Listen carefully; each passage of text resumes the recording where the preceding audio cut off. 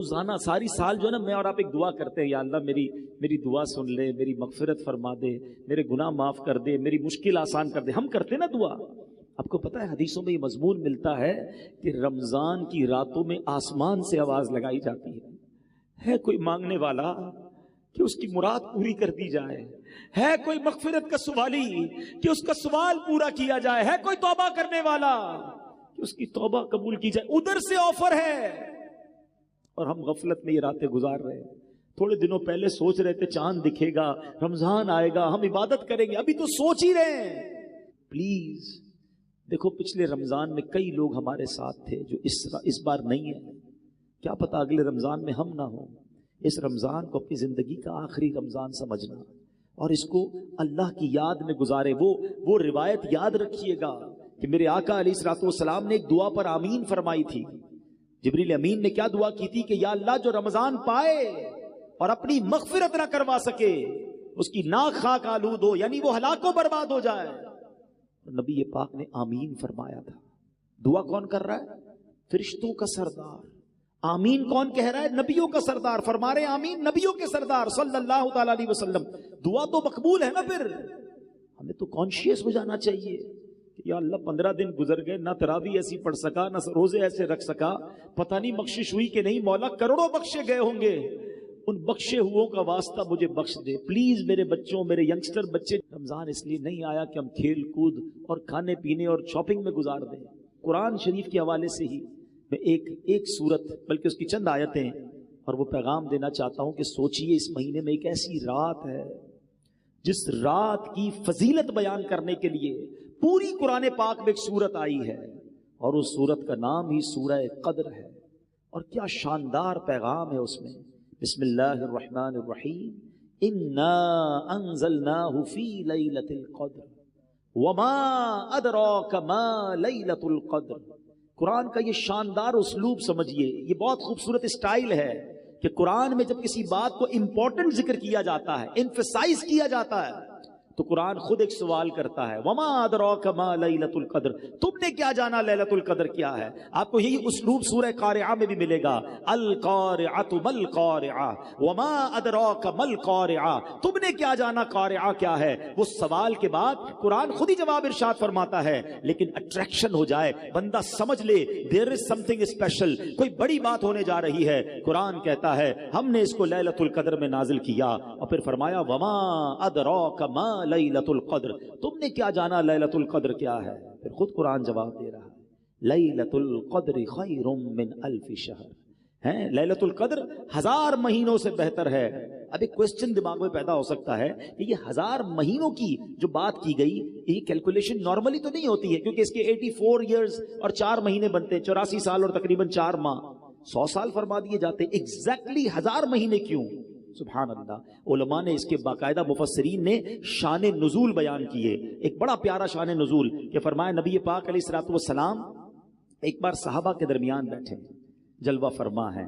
صحابہ کو نبی پاک نے خود ایک واقعہ سنایا کہ پچھلی قوم میں ایک بڑے بزرگ تھے، ان کا نام حضرت شمعون تھا. 1000 مہینے تک ایسے عبادت کی، دن روزے رکھے، رات نوافل پڑھے، جہاد بھی کیا اور شہید بھی ہو گئے. اتنا شاندار جب واقعہ صحابہ نے سنا نا تو صحابہ کرام علیہ رضوان کے دلوں پر ملال گزرا. Look at the way of thinking of صحابہ کرام. کیا انداز تھا صحابہ کرام کے سوچنے کا. کہتے حضور یہ پچھلی قوم والے تو آگے بڑھ گئے، اتنی ساری عبادت، 1000 مہینے کی عبادت. ہماری تو عمر ہی تھوڑی ہے، 84 سال 4 مہینے، ہم تو زندہ ہی نہیں رہتے. نارملی لائف تو ہماری نہیں ہے اتنی، اور اگر جی بھی لیں تو عبادت کہاں سے کریں گے؟ بڑھاپے میں کہاں سے عبادت ہوگی؟ کہ حضور ہماری عمریں تھوڑی، پچھلی قومیں تو آگے بڑھ گئیں. اب یہاں ذرا رکتا ہوں اور اپنا حال ہم چیک کریں. ہم افسوس کس بات پر کرتے ہیں؟ کسی کا گھر دیکھ کر آ جائیں، او ہو اتنا بڑا بنگلہ، اتنی گاڑیاں بھی گن لیتے لوگ، بلکہ کچھ لوگ تو قیمت بھی نکال لیتے ہیں. پارکنگ میں اتنے کروڑ کی گاڑی کھڑی تھی. او اللہ کے بندو تم، اچھا پھر افسوس، اپنا گھر برا لگنے لگتا ہے، اپنی نعمتیں کم لگنے لگتی ہیں کہ اتنی ساری زندگی بھی محنت کروں تو میں اس کے مقابلے میں نہیں پہنچ سکوں گا. یہ صرف دنیا والوں کو دیکھ کر افسوس کیوں ہوتا ہے ہمیں؟ یہ ذہن نہیں تھا صحابہ کرام کا. انہوں نے کہا حضور وہ نیکیوں میں آگے بڑھ گئے، ان کی عمریں زیادہ تھیں. مجھے ایک بات بتاؤ نا، کسی بڑی گاڑی والے، کسی بڑے بنگلے والے، کسی دنیا میں ترقی کرنے والے کو دیکھ کر دل میں افسوس ہوتا ہے. کبھی ایسا نہیں ہوا کہ کسی تہجد گزار کو دیکھ کر خیال آئے یار یہ تہجد پڑھتا ہے میں نہیں پڑھتا ہے؟ کسی عالم دین کو دیکھ کر خیال آئے، ماشاءاللہ علامہ صاحب ہمارے ساتھ بیٹھے ہیں، ان کی عمر کے کئی لوگ ہم میں سے موجود ہیں، یہ خیال نہیں آیا کہ میری ان کی عمر ایک ہے، یہ عالم بن کے میں نہیں بن گیا؟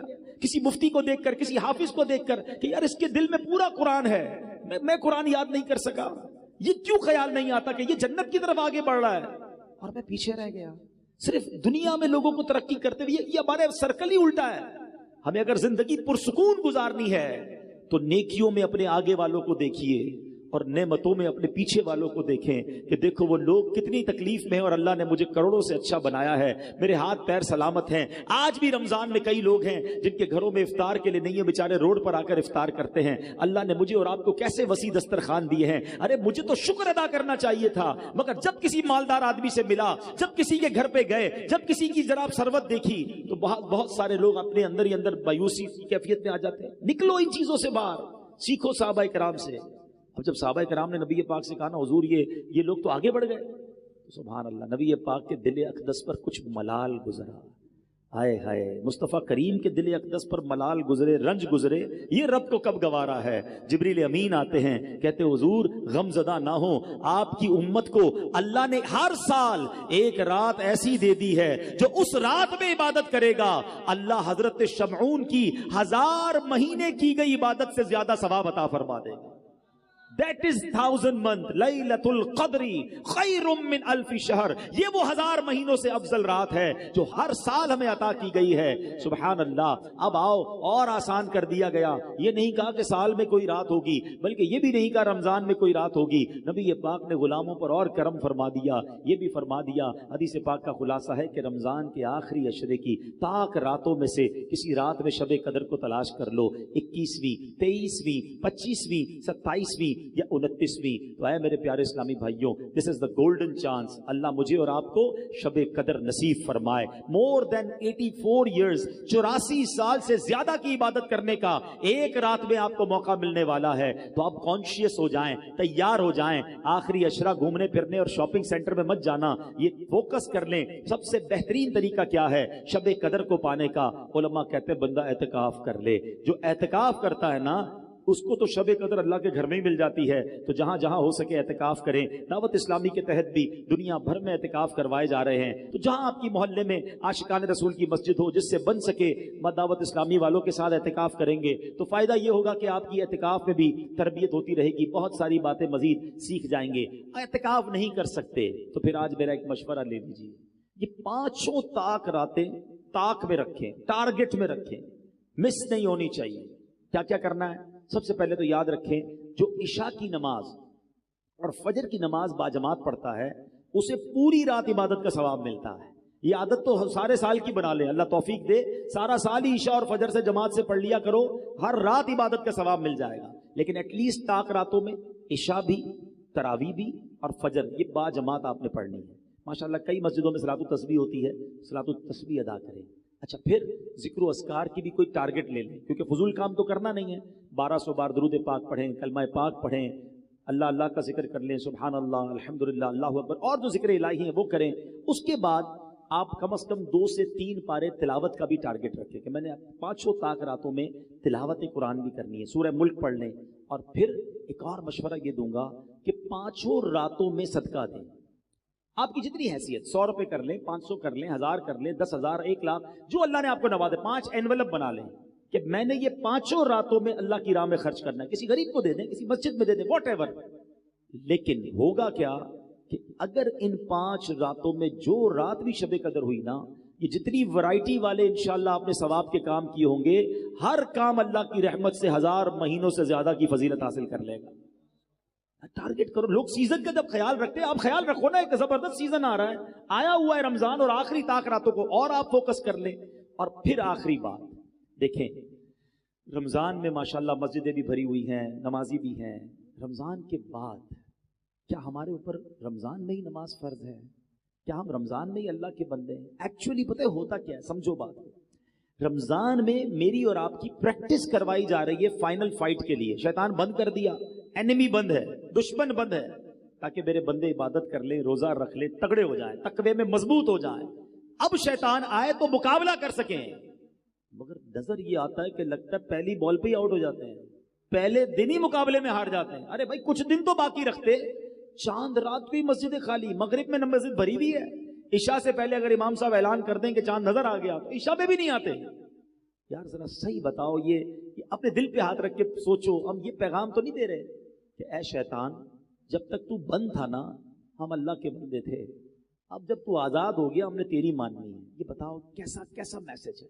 آپ تو شیطان کو گویا یہ کہیں عمل کے ذریعے کہ اے شیطان ہم رمضان میں بھی رحمان عز و جل کے بندے تھے, رمضان کے بعد بھی اللہ کی بات مانیں گے تیری نہیں.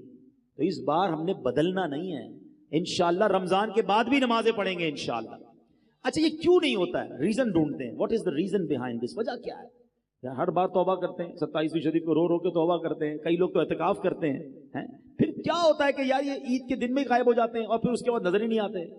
اس کی بڑی وجہ پتہ ہے کیا ہے, اس کی بڑی وجہ ہماری صحبتیں ہیں, ہماری کمپنیز ہیں, ہمارے دوست ہیں. ہم نے دوست وہ بنائے ہیں کہ جیسے ہی چاند نظر آتا ہے دوست گھر پہ آ جاتا ہے, چلو بھائی چاند رات ہو گئی مارکیٹ چلتے ہیں, فلم سنیما کی ٹکٹ بھی تو بک کرنی ہے نا, ڈرامہ بھی تو دیکھنے جانا ہے, گھومنا پھرنا بھی تو ہے. ارے یار نماز پڑھنی, ارے بھائی کیا ہو گیا پورا مہینہ تو پڑھ لی نماز, اب کیا کرنا ہے. ایسے دوستوں میں رہو گے تو کیسے نمازی بنو گے. دوست وہ ہوتا ہے جس کو دیکھ کر خدا یاد آ جائے. کوئی ایک دوست ہے آپ کا اور میرا ایسا جس کو دیکھ کر خدا یاد آئے. ہم نے تو ایسے دوست بنائے جس کو دیکھ کر سنیما یاد آتا ہے, الٹے کام یاد آتے ہیں. نہ کریں ایسا. اگر یہ سوچ لیا ہے نا کہ اب رمضان میں نیک بنا ہوں اور سارا سال نیک بننا ہے, we have to change over company. ہمیں اپنی صحبتوں کو دیکھنا ہوگا. اچھوں کی صحبت تجھے اچھا بنا دے گی, برے کی صحبت تجھے برا بنا دے گی. دعوت اسلامی کا ماحول آپ کے سامنے ہے, کروڑوں لوگوں کی زندگیاں بدلی ہیں, لاکھوں نوجوان چہرے پہ داڑھی سجائے, سر پر امامہ سجائے, آپ کو کہاں سے نظر آ رہے ہیں, بدلے نا. میں تو آپ کو اس ہاسپٹل کا پتہ بتا رہا ہوں, اس شفا خانے کا پتہ بتا رہا ہوں. آپ بھی کبھی کبھی کہتے ہیں صحیح ڈاکٹر بتاؤ جس سے علاج صحیح ہوتا ہو. آپ نے کوئی پریکٹس کی ہے تو بتانا, مجھے بھی آپریشن کرانا ہے. میں تو آپ کو اس شفا خانے کا ایڈریس بتا رہا ہوں کہ جہاں کئیوں کو علاج ہو چکا ہے, کئی ماشاءاللہ نیک بن چکے ہیں. آئیے آپ بھی شامل ہو جائیں, ہم سب مل کر سنتوں پر عمل کریں گے. تو دعوت اسلامی والوں سے, نیک لوگوں سے دوستی کر لیں تاکہ نمازوں کی پابندی رہے, اجتماع کی پابندی رہے, مدنی قافلوں میں جاتے رہیں, تو انشاءاللہ یہ گناہوں والی عادتیں ختم ہو جائیں گی اور ہم پکے نمازی بن جائیں گے. اللہ مجھے بھی اور آپ کو بھی رمضان کی برکتیں بھی عطا فرمائے, لیلۃ القدر کی برکتیں بھی عطا فرمائے, اور رمضان کے بعد بھی ہمیں عبادتوں میں مصروف رہنا نصیب فرمائے. رمضان میں خوب سخاوت کیجئے, اللہ کی راہ میں خرچ کیجئے, غریبوں کی عید اچھی کیجئے, ان کے دسترخوان وسیع کر دیجئے, اللہ آپ کو نوازے گا. اپنی زکوٰۃ پوری دیجئے, اپنی عطیات دل کھول کر دیجئے. زکوٰۃ دیتے وقت, عطیات دیتے وقت سب سے پہلے خیال اپنے غریب رشتہ داروں کا رکھیے. اور آخر میں گزارش کروں گا کہ عاشقان رسول کی عظیم و شان تحریک دعوت اسلامی جو دنیا بھر میں دین متین کی خدمت بہت بڑے پیمانے پر کر رہی ہے, اس کو میں گزارش کروں گا کہ اپنے ڈونیشن میں, اپنے عطیات میں, اپنے فطرے میں دعوت اسلامی کا بھی بڑا حصہ رکھیں تاکہ دین کا یہ کام آگے بڑھتا رہے. اللہ کریم ہم سب کا جمع ہونا اپنی بارگاہ میں قبول فرمائے. آمین بجاہ النبی الامین صلی اللہ تعالی علیہ وسلم. میرے اعمال